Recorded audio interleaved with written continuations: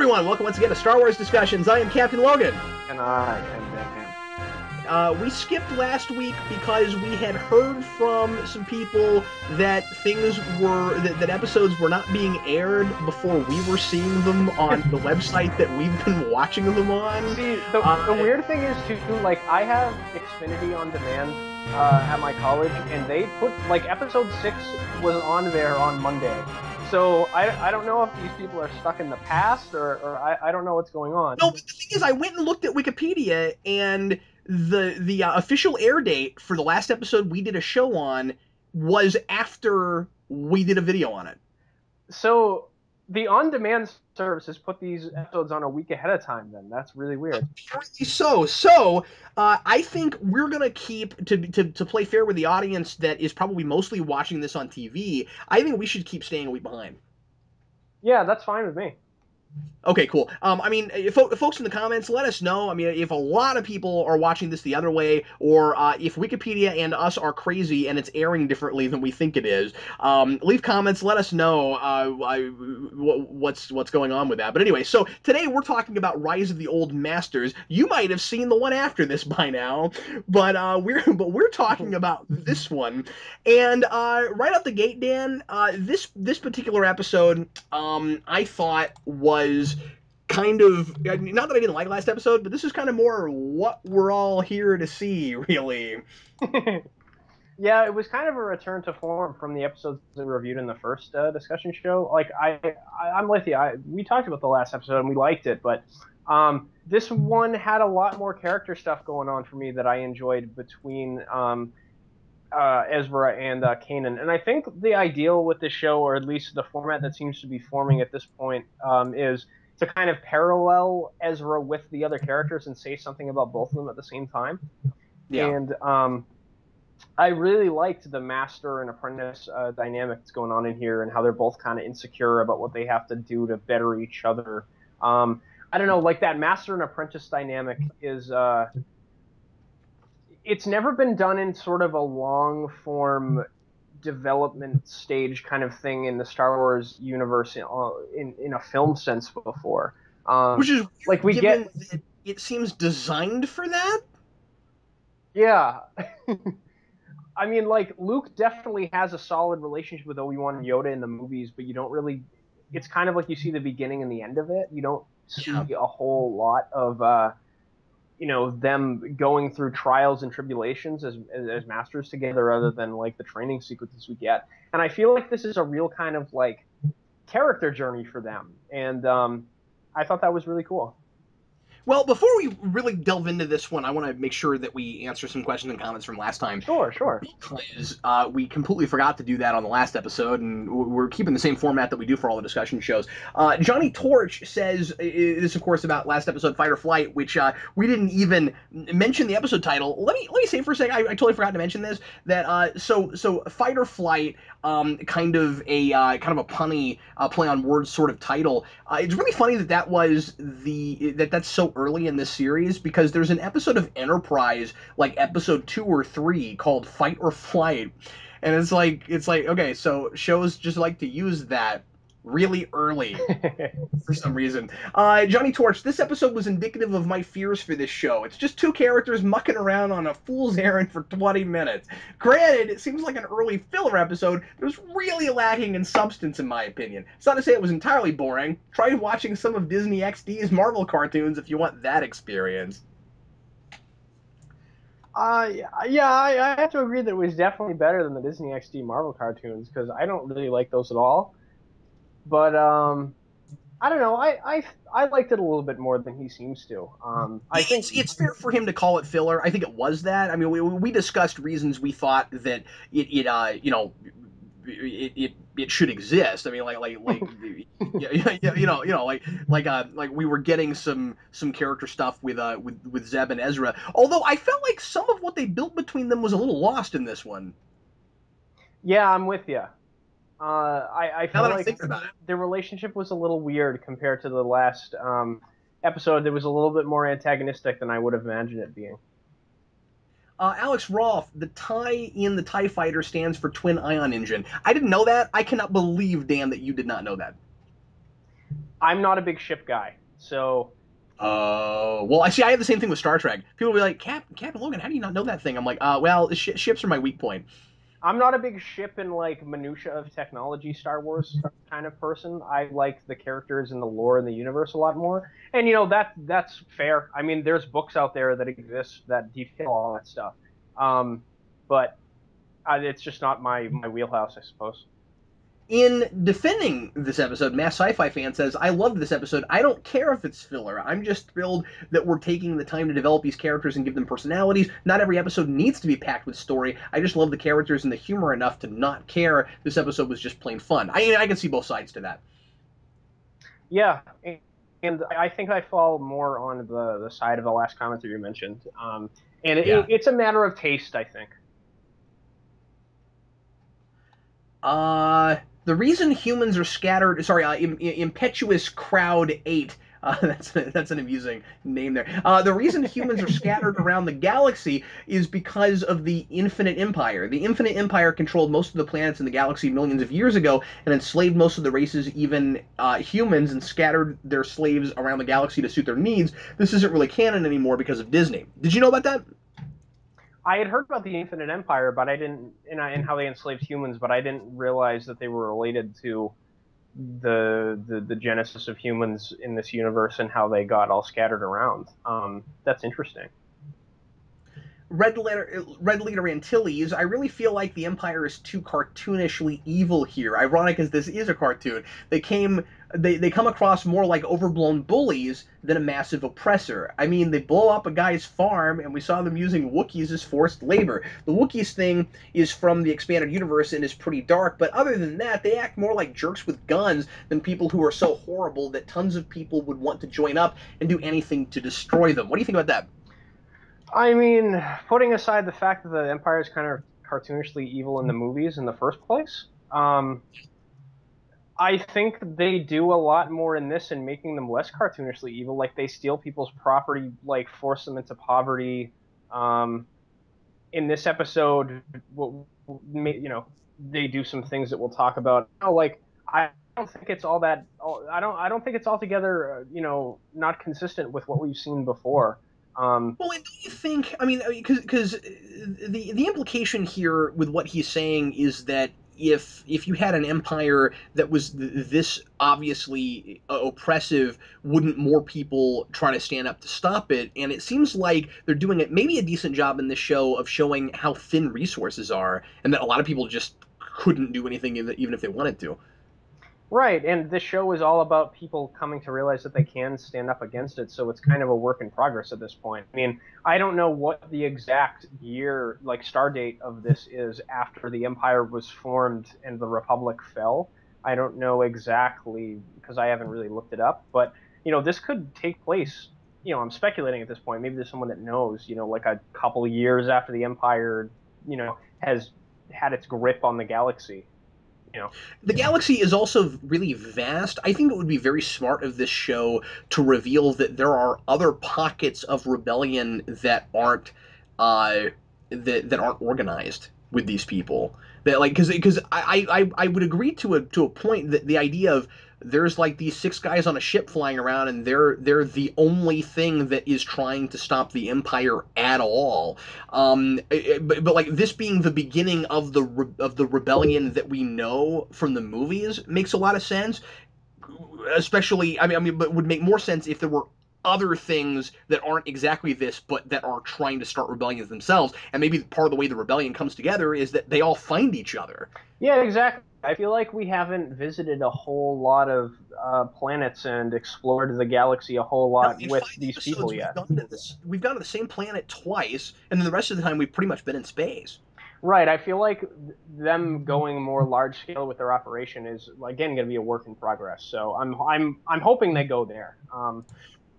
Well, let's go ahead and go to today's episode. which introduces the Inquisitor to our main characters, and I was just excited to finally get to see that happen. And getting one thing that I'm really happy that this show is doing, and I resisted this a little bit for a second, and then came to appreciate it more with the whole quoting Yoda's "do or do not do" thing. Is this show is getting back to the roots of what the philosophy of the Jedi was in the original trilogy, and trying to explore it and figure out what stuff really means and if the philosophy really works. And I think doing that with this somewhat roguish character in Kanan, who wasn't a full-blown Jedi Master and sort of gets part of it but isn't totally there yet, and him having to train another his own Padawan. I think that's a really good way to explore all that stuff and figure out, does it really make sense. I agree, because there's definitely a stark difference, I think, between how the Jedi are portrayed in the original trilogy as, blatantly the good guys against the oppressor, the Sith, and the Empire as the bad guys. I think the Jedi are a little bit more ambiguous as to their moral standpoint in the prequels. They do some things that are, a little bit more morally ambiguous than you would expect from them as they're portrayed in the original trilogy. But putting that aside, I think it is a good idea to explore that philosophy and flesh it out a little bit more. Like you said, I like that the philosophy actually helps these two people kind of overcome the flaws in their personality, and it's sort of universal. Like, having insecurities about who you are is sort of a universal thing, and you can sort of generally apply that and overcome any sort of insecurity you may have with yourself. And it's, Luke has the same sort of insecurity with himself in Empire, where Yoda kind of tells him that, but it's for kind of different reasons. Like, there's no inherent darkness that these people are struggling with. This is very much, at least so far, a lighter show. It's just kind of like not going all the way and accomplishing the goals that you want to, and going Yeah, it's just not half-hearted into things. not really trusting yourself. And I mean, you could complain, this being again a Disney show, we've got the generic "believe in yourself" message. Yeah, I mean, I uh, suppose. I feel like they handle it well enough here that I wasn't thinking about that through the whole I think episode. it does too. I think it does too. I like that they're fighting against a guy who, even though he's not actually full blown Sith, he completely gets the dark side of the Force in a way they don't completely get the light side, and that I like that he says the same thing about Kanan that Kanan is saying about Ezra, Yeah. where he's like, he's undisciplined, and he doesn't he doesn't trust himself, and this guy does completely have that. And so but it obviously comes from a different place.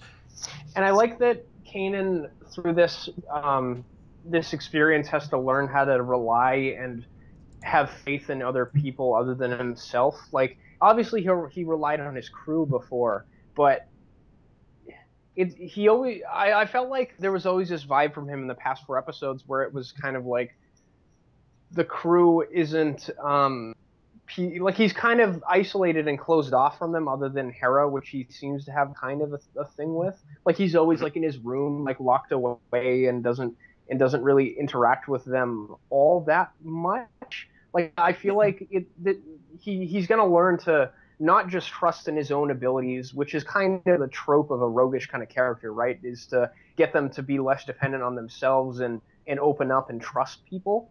That's kind of what Han Solo goes through in the original trilogy. He learns that there's actually good people, compared to the people that he usually deals with, which are like Yeah. drug smugglers and are all out for themselves and stuff like that. And Kanan's definitely got a little bit of that roguishness going on. So I I thought it think was what he's got, but I think more of what Kanan's got is trying to learn that other people need him. That's true too, yeah. Because he's definitely like not okay with the leader position at all. No, and like this whole episode, he's hoping to get to kind of slough off Ezra on this other Jedi. But I really like that at the end he has to clarify that and say it's not that I want to get rid of you, it's that I don't think I'm up to the task. Yeah, exactly. And it's cool to parallel those two characters. Like Ezra doesn't think he's up to the standards of which Kanan can train him, and Kanan thinks he's going to let Ezra down. Yeah, they have a lot more in common than they have differences, and I wonder how much more. Of course, there's a prequel book now, so I could read it and probably find out. But Yeah. I wonder how much Kanan was like Ezra when he first started getting trained himself. Like, I wonder if he was that same kind of like brash kid, just out for himself, didn't care about other people, kind of thing. Because it seems like all of his sense of duty comes from his training, and he doesn't really fully understand that sense of duty. I kind of wonder about that. I wonder if there's a little bit of I haven't fully learned the lesson. I'm just going by a rule book right now. Yeah, I would imagine there's a lot of parallels going on there. I mean, I haven't read the prequel book, but what we have to remember is like the Jedi in the prequel trilogy, like they don't literally steal children from their parents, but they take children from birth and kind of communally raise them, and they don't really have a parental figure other than their masters. Oh yeah, you're right. I forgot all about that. That's why So, you're here, Dan, because you remember Star Wars things. Yes, of course. So unless he was another like unusual case where somehow or rather he was allowed to be trained when he was too old, then he probably wouldn't have what I'm talking about. no, I'm saying he might have a similar thing to Ezra in that if he doesn't find familiar figures in the Jedi Order, he might feel like he doesn't have guidance or parents to help him out like Ezra did on his planet, Yeah. right? Yeah. Okay. Yeah. No, you're absolutely right. I mean, I think he might to some degree. He might not have been as alone. I mean, he probably had friends and stuff. There's no indications that Ezra had like a group of friends that he hung around with. At least not yet. We saw one person that he knew from his past that we talked about in the last episode, wishing that we knew more about and to inform Ezra's past a little bit more. But as of right now, we don't really know what his past life was like. We just see him kind of being Aladdin in the first episode. Yeah, exactly, and kind of looking a lot like him too, Yeah. as some of the commenters have pointed out. Uh, Dan, as I said a minute ago, I really resisted like going to the do or do not do. There is no try line until the whole episode became about that, and it made me really think about what it meant. Because when Yoda said it, it was kind of. I mean, like obviously, I was thinking about it there too. Like what is that? What does that philosophy really mean? But like when he said it, it made me kind of think. Okay, Luke, just like do you're supposed to just do that thing, make it happen. But also, it was just sort of like okay, that sounds good. You know what I mean? Like it's really it's a really quotable kind of line. It's a good sounding platitude. I think a lot of people probably just like didn't even think about it. It was just okay, like have assertiveness and just go with it. And I like that this episode we actually like explored that, and we were like, okay, what like it sounds good, but what is it really? I don't think I would have accepted it if he hadn't mentioned that he got it from Yoda. Yeah, I agree. When he first said it, I was like, that's Ugh. kind of lame.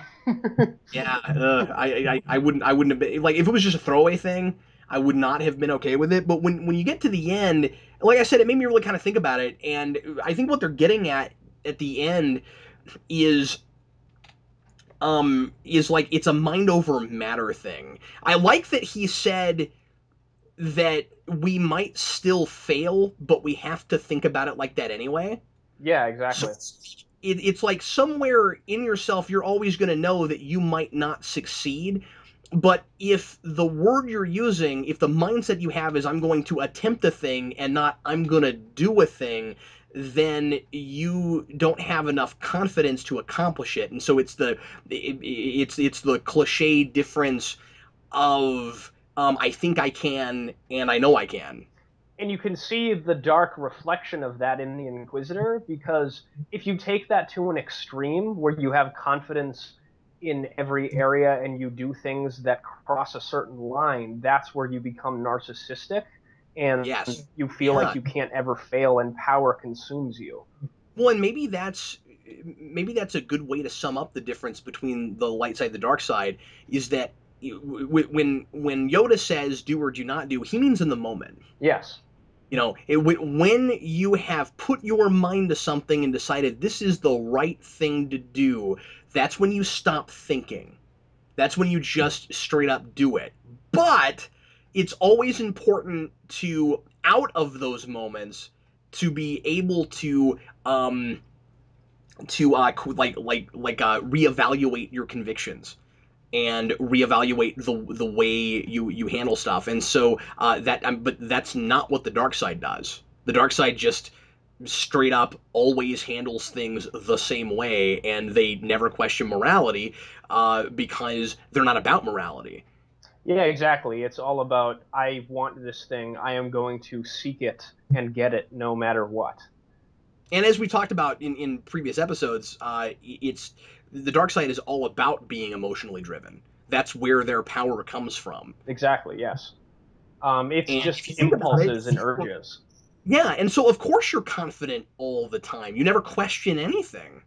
Yes, and that's why when a Sith builds an empire, that's why the sort of, regime that they build is because a system in which no one questions anything is inherent into their philosophy, and that's how they would naturally want things to be run, right? Yeah. I mean, Oh, like, yeah, yeah. So you're saying that validates the way that the empire is being portrayed here? right, like idealistically, a republic is supposed to be all about deliberation and debate and people questioning the ability to have dissent and things like that, like the Jedi philosophy suggests. The dark side is unquestioned, follow a goal, to use all impulses and means to get the thing you want at all costs, and just be totally committed to what you're trying to accomplish.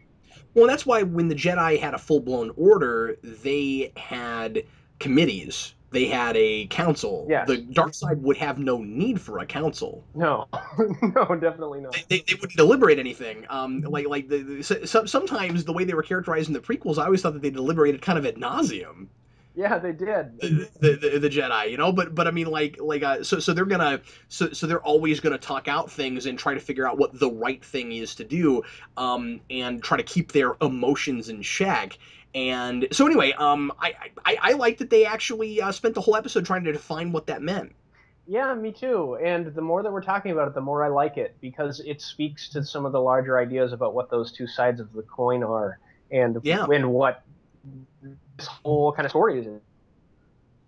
I thought the Inquisitor was sufficiently menacing and really appreciated his level of skill. Yeah, I thought he was awesome. And I like that we have this roguish group that's having to go up against this guy, and they're not really equipped for it at all.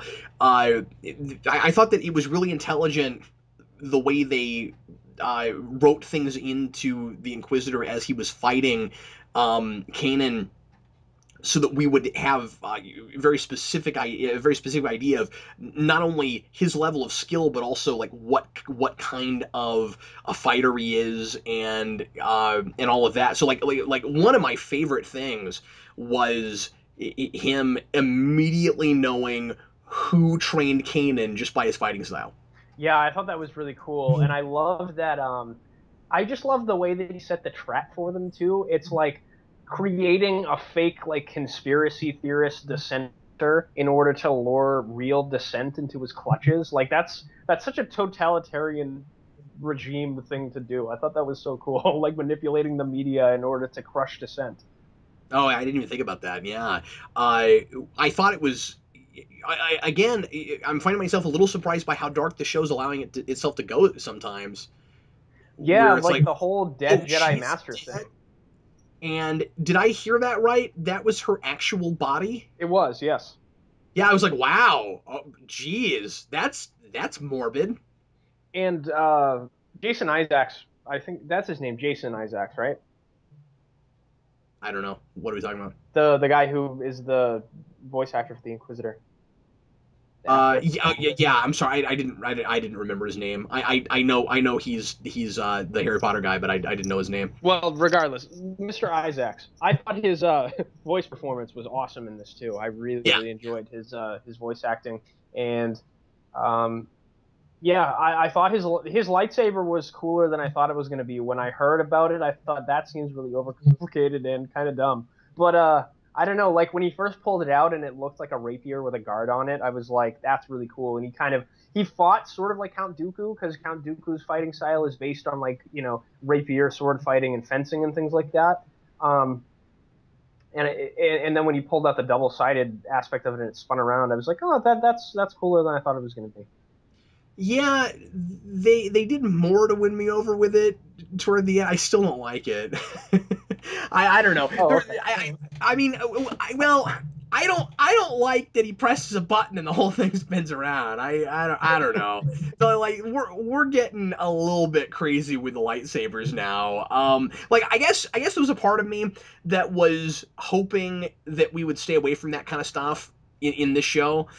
But at the same time, since we had it in the prequels, it's remnants of the old guard, and the thing that makes me more okay with it the more I think about it is that I mean I'm a little torn with it because I don't know, just on the principle of the thing, I kind of want lightsabers to just be lightsabers. That's just me, but you know because there's a part of me that's like, well, we don't see anybody use anything like that later, but then it's like Vader probably just doesn't think he needs any like special Right. toys like, you Yeah. know, and also he was a Jedi, and he has I think some nostalgia for those days, and so that's probably the reason he doesn't do anything like that. He's like they talk a lot in the original trilogy about how he's so traditional. Mhm. Yes. So I guess it kind of makes sense that we wouldn't see that with anybody, and then the Jedi wouldn't have weapons like that because they're not honorable. So I guess you can completely easily explain away why we don't see anything like that in the original trilogy. So I have no reason now, I guess, now that I'm thinking about it, to not like the special crazy nutso toy lightsabers. The thing But that I thought. Oh, sorry. but I'm sorry. What I was going to say is the thing that is winning me more over with it is that it's another big difference, as I said, between the two sides. That the Sith, the dark side, they play dirty pool. They like those kinds of cheats because it's all about winning. So there is no for the dark side there is no such thing as cheating. Right. You just do whatever it takes to win. That's what you do.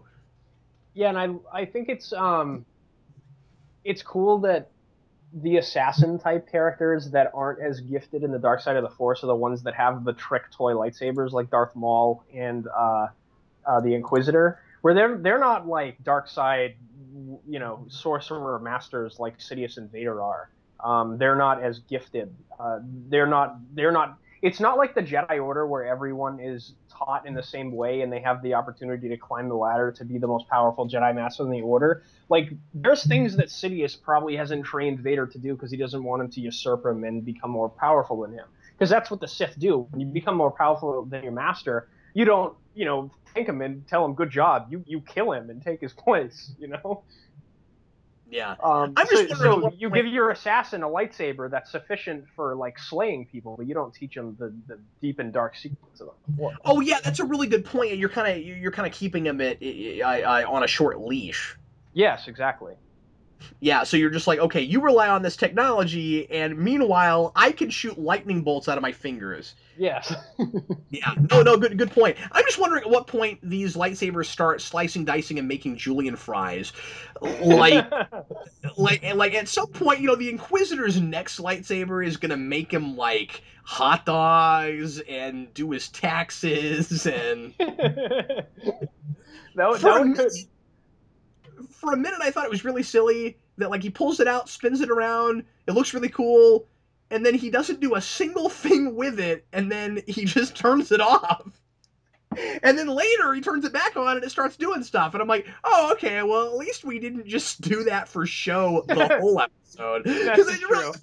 The first time he starts spinning it like a propeller, I was like, "Oh man, here he comes!" You know, like he's a slasher villain at this point. And then he just like he doesn't get to hit anything with it, and then he just turns it off. And like the whole time he's walking down that hallway, spinning it around him, I'm like, this guy is especially badass because he can look straight ahead, spin that thing around like in front of his back, behind his back, and never impale himself. Yeah, now that I think of it, he reminds me even more of a slasher villain now that he just walks down a hallway with a weapon in front of him and doesn't, like he's like He Michael moves, Myers. he moves really slow. Yeah, he's mortifying. Well, Dan, let's go on to best moment, worst moment, shall we? What was your Sure. favorite moments? My favorite moment was the lightsaber duel, because I really liked the Inquisitor. I thought he was sufficiently menacing. The voice acting was great. The duel itself was really good. I liked all of the character stuff in the weight that was given to the fight about Kanan, realizing what his own flaws are, and the viewer gets to see how similar Kanan and Ezra are as characters in the context of that story. I thought the lightsaber duel was used in the same weighty way that the original trilogy fights were used, and I really liked that about it. So that's why I Yep, chose it. that was mine too for the exact same reasons. I appreciated that the fight was about something. What was your worst moment? Uh, the opening scene. Why did they have to train on the hull of a moving ship? I know I had the exact same thing, and I was like, and that's why I said that I thought that I'm forgetting character name, the big Zeb. I was like, why is Zeb chucking all that stuff at him when he's like 6 inches away from the side of it? I was like, he's obviously gonna fall off. What are you doing? And why is Kanan letting him do that? Yeah, I'm with you. It was obviously just kind of a action set piece kind of setup, and I realized that because Yeah, but it Star was Wars wants fun. to do that stuff, but it was a little wonky for me. Yeah, yep, you picked mine too. It's a 22-minute episode. We're likely to pick the same stuff a lot. Uh, did you have a favorite quote? My favorite quote was the thing about him identifying his fighting style and calling him a poor student, the Inquisitor, to Kanan. Yeah, that was cool. My funny one is what is the Mandalorian girl's name? Off the She top. hasn't got enough to do yet. I can't even remember her name. I'll have to look it up. Anyway, she has a line I feel bad when that I can't remember her name off the top of my head. I'm tired. I'm sorry. when they're putting together the plan to go try to rescue the Jedi that they think is there. She says the hard part's getting out because prison. Yeah, I did That think it was was pretty good. funny too when one of the one of the funny things about the scene where Ezra was falling off the ship is when he sees is it Sabine? Is that her name? Yeah, that's it. Thank Okay. you. Well done. You So didn't look it up. Well done. so he sees her through the glass and he makes kind of a lover boy face at her before he's about to fall off the side of a ship and die. I thought that was a little funny. Yeah, he is a lovesick puppy dog. No, no one's that surprised. Now it's time for That So Stormtrooper. And Dan, my That So Stormtrooper moment was the stormtrooper. A bunch of stormtroopers once again get punched and knocked out by Zeb. I kind of think maybe there were 3 or 4 of them this time in the same punch, and then one of them gets his head stuck in a door. Yeah, that was awesome. Did you come up with any other that so stormtrooper moments? I think that's the definitive one. One of my favorite ones is where they knock out all the stormtroopers and they prop one of them up so he looks like he's on duty and you can't tell that he's knocked out. Oh man, oh yeah, you're right. Nope, maybe that is the definitive That's So Stormtrooper moment. That's pretty great. Now it's time for some Star Wars tidbits, if there are any. Obviously, the do or do not do thing is the big one. Did you come up with anything, Dan, where you were like, oh, here's a thing I recognize? So I'm not sure if the Jedi Master that the Inquisitor used to lure the crew into into his clutches is pre-existing. She She looks kind of familiar species-wise, but I'm not sure if she was one of the prequel Jedi because they don't really do all that much other than like fight things in Attack of the Clones. So if she's pre-existing, she may have been fleshed out in the Clone Wars animated series or a comic book or something that I haven't read, just because I'm just not all that interested in that time period in the universe. So if she is pre-existing, definitely let me know in the comments. I'd love to know what she's about and stuff. I'm sure you guys might know her more than I do. I don't know. But other than that, I didn't really notice too many things. Did you have any predictions? Um, my one prediction slash hope is that I hope that the Inquisitor plays a more prominent role in the series, but not in direct contact with the crew. I hope they use him like they use Darth Vader in the original trilogy, where we occasionally get to see things from his perspective, I guess, and see him trying to hunt down the crew and stuff. And eventually, doing machinations in the background will lead him to the contact with them. I hope they use him in direct contact with them sparingly, but I'd like to see more of him because he seems like an awesome character. Yeah. Yeah, me too. I really, this didn't really spark anything for me where I was like, oh man, I think they're gonna do this in the future. Besides just obvious stuff of, the kid's gonna start learning more stuff about being a Jedi, and so is his master. They're gonna learn from each other, Dan. That's what's gonna happen. Luminara has been in all kinds of stuff apparently. I I'm Okay. I'm I'm looking through things here. She was in a bunch of Clone Wars apparently. Okay, yeah, I figured she was probably pre-existing, and I just hadn't read up on her or Yeah, watched stuff. and she is one of the standing in the background Jedi in Attack of the Clones. Okay, okay, yeah, that would make sense. I figured they might go there. But yeah, it looks like they did a lot of stuff with her in Clone Wars. She has a pretty extensive Wikipedia page. So, Oh, interesting. well, let's go on now to our trivia questions. And Dan, what was yours from last time? Do you remember it? Do you have it? I do. My question from last week was the Hollow board game that was being played on the ship is a reference to the game that Chewbacca, C-3PO, and R2-D2 were playing on the Millennium Falcon and New Hope when they first meet Han Solo. And my question was, what's the name of that board game? And the answer was Dejarik.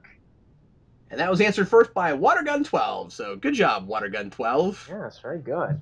Way to know that. Lots of people sent me messages and said, "Hey, I know that." Mine, nobody answered correctly, and now I can't remember what it was. It was about the call names that the that Zeb that everybody goes by, and Zeb has one, and his was number 4. It's all something and a number, and people gave me other numbers, but his was 4, Oh, and okay. and they mentioned them in this one too, and it's getting late, and I can't remember what it was now. But anyway, so let's go on now to today's trivia questions. And Dan, what is yours, sir? Mine's going to be related to the Sith Order because they're my favorite thing in Star Wars. I find their culture and what they're all about to be really interesting.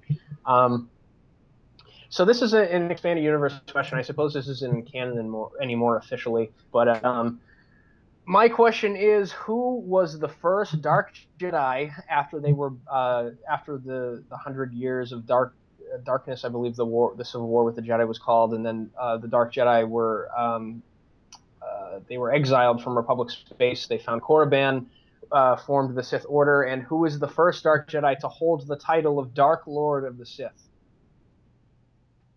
Cool. Well, my question from the episode is which Jedi Master trained Kanan? It's mentioned in that line that we were talking about in that scene that we like so much, and that is another Jedi that has apparently a long history. Or I mean, I'm sorry, Jedi Master that has a long history. I looked it up. Oh, cool. But that person has a name. Who is it? And if you think you know the answer to either or both of our trivia questions, you can go to geekvolution.com, click on the contact page, and fill out the form there, and send me your answers. Dan, thanks for joining me, man. Appreciate it. No problem. I had a good I time. always, I always learn a lot from you about Star Wars when we do this. I always feel like I'm basically just here to facilitate and like press a button, and then be like, okay, Dan, Tell us about Star Wars. See, I feel like I'm a little rusty too because I haven't read a lot of expanded universe stuff in years now. I've been going back to the Thrawn books relatively recently and been enjoying those, but I want to go back and read some old Republic stuff specifically because that's kind of my favorite time period in the Star Wars universe. Well, folks, thanks for listening. Sure appreciate you, and we will be back again next week. Probably still a week behind from what we can see on the website we're watching these on. Anyway, we sure appreciate you listening. I'm Captain Logan. And I'm Dan. See you later.